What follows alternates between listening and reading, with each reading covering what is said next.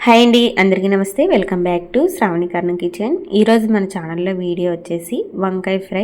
ఈ వంకాయ ఫ్రైని చాలా టేస్టీగా సింపుల్గా రైస్లో కలుపుకొని తినేలాగా ఎలా తయారు చేసుకోవాలో ఈ వీడియోలో చూపిస్తాను.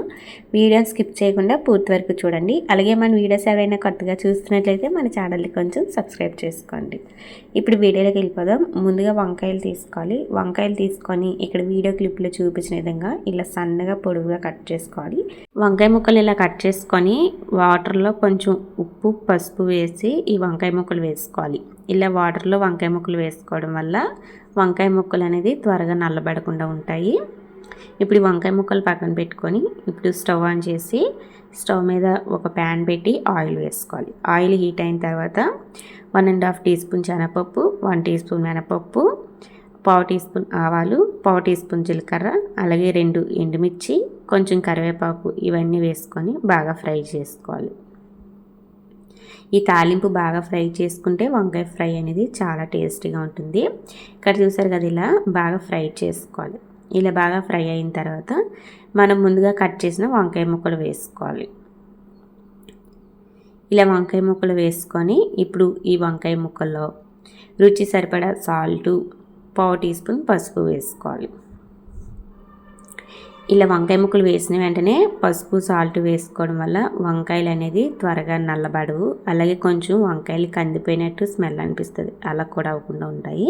ఇలా సాల్ట్ పసుపు వేసుకొని వంకాయ ముక్కలు మొత్తం బాగా కలిసేలాగా కలిపి ఇప్పుడు మూత పెట్టుకొని వంకాయ ముక్కలు పచ్చివాసన లేకుండా బాగా మగ్గనివ్వాలి.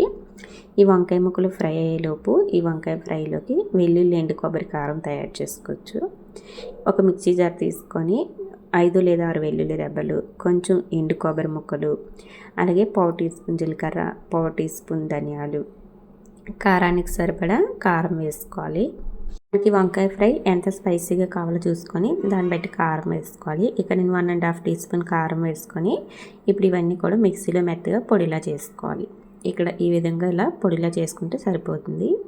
ఇప్పుడు మనకి ఈ వంకాయలు కూడా సాఫ్ట్గా బాగా ఫ్రై అయిపోయినాయి, చూసారు కదా. ఇలా సాఫ్ట్గా బాగా ఫ్రై చేసుకోవాలి. ఇక్కడ నేను తీసుకున్న వంకాయలు కొంచెం చిన్నవి అండి, లేతగా ఉన్నాయన్నమాట, అందుకే త్వరగా సాఫ్ట్గా కుక్ అయిపోయాయి. కొంచెం పెద్ద వంకాయలు అయితే కొంచెం టైం ఎక్కువగానే పడుతుంది, కలుపుతూ ఫ్రై చేసుకోవాలి.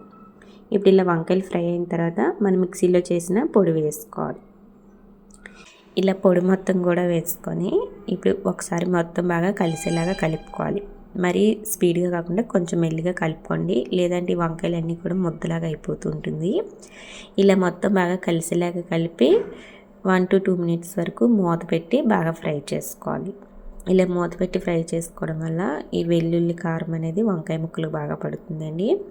మూత పెట్టి మధ్య మధ్యలో కలుపుతూ 2 మినిట్స్ వరకు ఫ్రై చేసుకుంటే సరిపోతుంది. చూసారు కదా, ఇక్కడైతే కొంచెం ఈ వంకాయ ఫ్రై అయితే కొంచెం ముద్దలాగా అవుతుంది. ఇక్కడ నేను తీసుకున్న వంకాయలు కొంచెం లేతవి కాబట్టి త్వరగా ముద్దలాగా అయిపోతుంది అనమాట. ఇలా కొంచెం 2 మినిట్స్ వరకు బాగా ఫ్రై చేసి ఇప్పుడు లాస్ట్లో కొంచెం కొత్తిమీర వేసుకొని స్టవ్ ఆపితే ఎంతో టేస్టీగా వంకాయ వెల్లుల్లి ఎండు కొబ్బరి కారం రెడీ అయిపోతుంది. టేస్ట్ అయితే చాలా బాగుంటుంది ఈ వంకాయ ఫ్రై. ఒకసారి మీరు తప్పకుండా ట్రై చేయండి. రైస్లో కూడా చాలా బాగా కలుస్తుంది. ఇంకా రసంతో కానీ సాంబార్తో కానీ సర్వ్ చేసుకున్న చాలా టేస్టీగా ఉంటుంది. ఒకసారి తప్పకుండా ట్రై చేయండి. నా వీడియో కానీ మీకు నచ్చినట్లయితే లైక్ చేసి కామెంట్ చేయండి. అలాగే ఇలాంటి మరెన్నో వీడియోస్ కోసం మన ఛానల్ని సబ్స్క్రైబ్ చేసుకోండి. Bye bye.